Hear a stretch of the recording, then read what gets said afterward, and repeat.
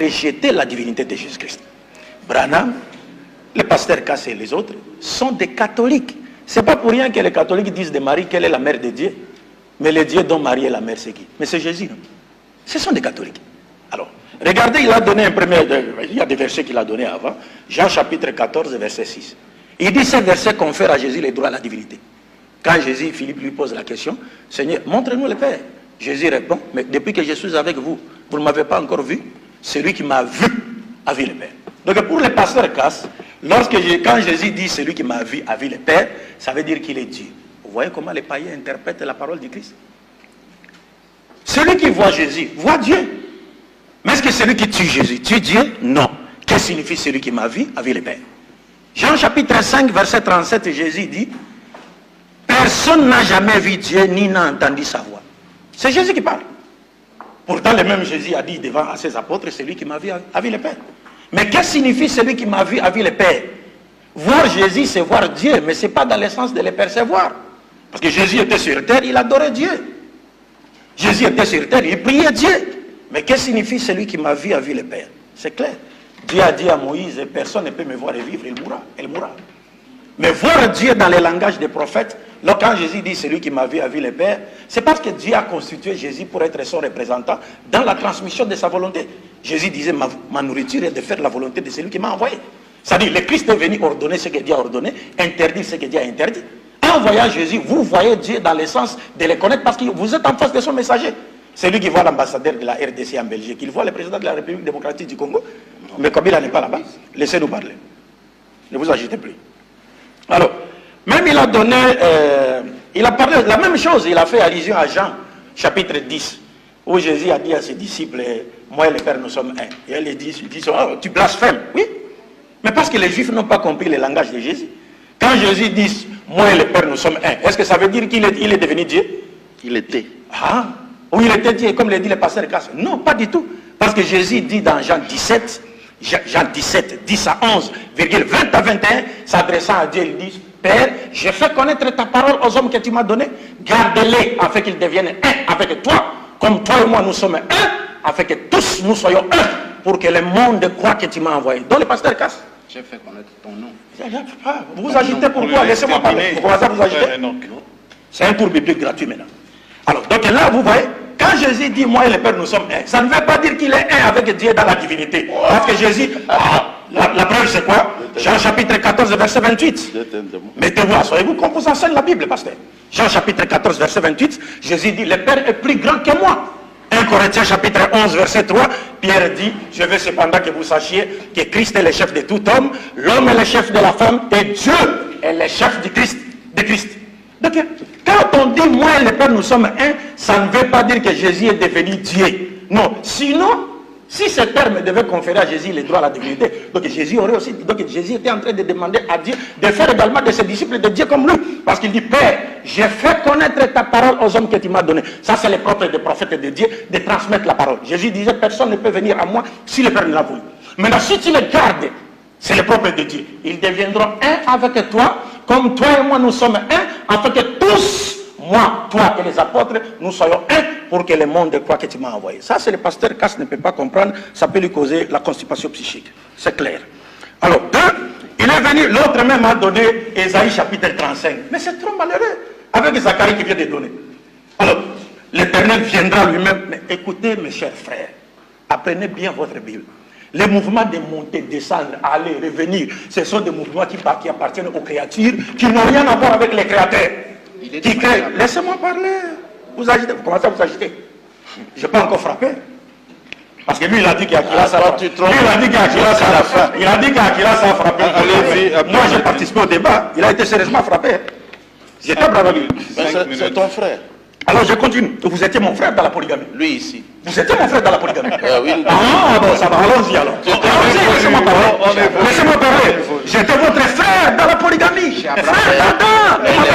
Ne le veux pas la voir. Ah non, laissez pasteur, laissez. Je reviens, regarde cette ignorance. On lit Jean chapitre 1, verset 14. Et la parole a été faite chair.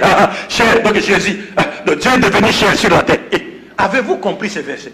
Parce que la parole faite chair, selon votre interprétation erronée, qui est donc Jésus, mais il est en train de se faire baptiser par Jean-Baptiste sur terre, Dieu parle Dieu des cieux. Celui-ci est mon fils bien-aimé qui a toute mon affection. Le Saint-Esprit descend sur lui. Quelle est la différence qui existe entre la parole qui s'est fait entendre Dieu des cieux, qui est Dieu, qui pouvait encore créer une autre créature, comme Jésus, en la faisant naître d'une femme vierge, comme Marie. Qu'est-ce que signifie la parole a été faite chair? C'est ça votre problème. Prenez ce cours gratuit, pasteur. Alors, quand on dit la parole a été faite chair, ça ne veut pas dire non. D'abord, ça signifie quoi? Ça va. Quand on dit la parole a été faite chair, la réponse est donnée dans Hébreux chapitre 10, versets 5 à 7. On dit, c'est pourquoi le Christ entrant dans le monde a dit, tu n'as voulu ni sacrifice, ni holocauste, ni offrande, mais tu m'as formé un corps. Qui lui a formé un corps? Dieu. Par quoi forma-t-il le corps de Jésus? Par la parole. L'ange Gabriel va dire à Marie, elle deviendra enceinte.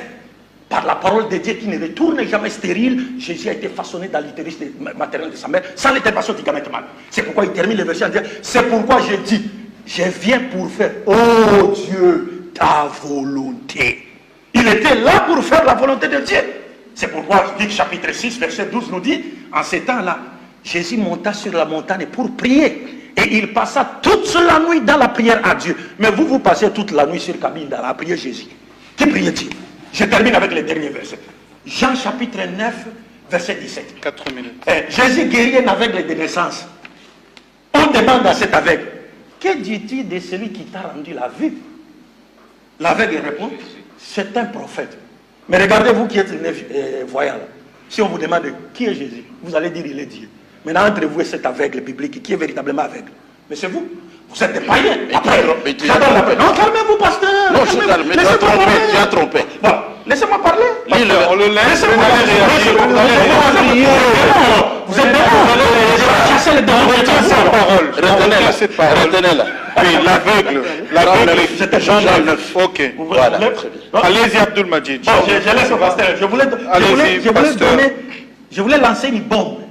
Mais lancez, allez-y. Non, parce que non, 2 minutes. Il reste 3 musulmans, ils trompent. Je pense que bon, je donne la bombe. Regardez maintenant. Regardez, nous sommes en face des païens romains, des catholiques. Luc chapitre 7, verset 16. Jésus-Christ ressuscite un mort. Les Juifs qui ne croient pas à la divinité du Messie, jusqu'à aujourd'hui, ils croient au Messie, mais ils ne croient pas qu'il est Dieu. Voyant les miracles que Jésus a accomplis en ressuscitant un mort, les Juifs ont dit, Dieu a visité son peuple, car un grand prophète a apparu parmi nous. Donc Dieu visite le peuple par un prophète, par la voix des prophètes. Écoutez maintenant les païens. Actes des apôtres chapitre 14, verset 8 à 14. Paul et Barnabas guérissent un impotent de naissance. Les païens voyant cela, qu'est-ce qu'ils ont dit? Ils ont dit, les dieux sont descendus sur terre sous forme humaine. Maintenant demandez-vous, la foi du pasteur Casse est-elle proche de la foi des Juifs ou de celle des païens romains?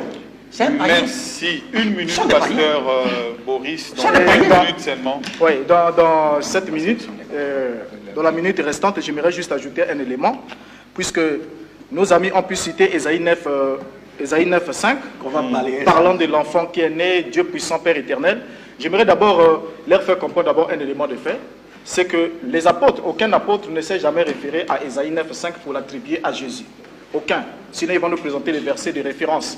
Et deuxième élément, quand il a dit, il est parlé de Dieu puissant dans certaines traductions, mais les Juifs qui ont traduit ce même passage-là avant les païens, ont rendu El Gibor par héros d'Élohim, ou encore un homme divin, donc envoyé.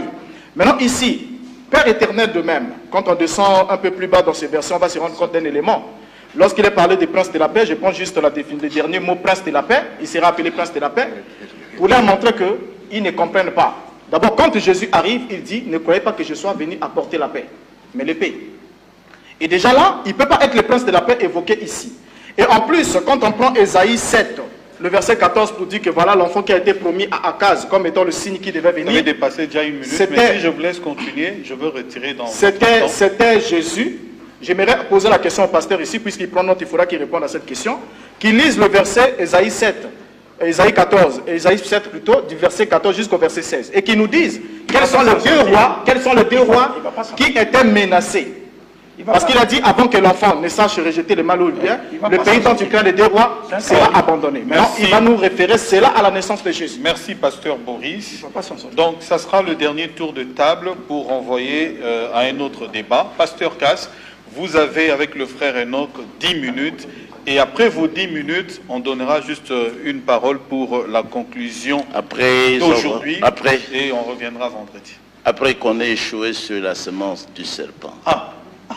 Après qu'on ait manqué le nom du fruit. On gesticule toujours. Je veux donner la bombe.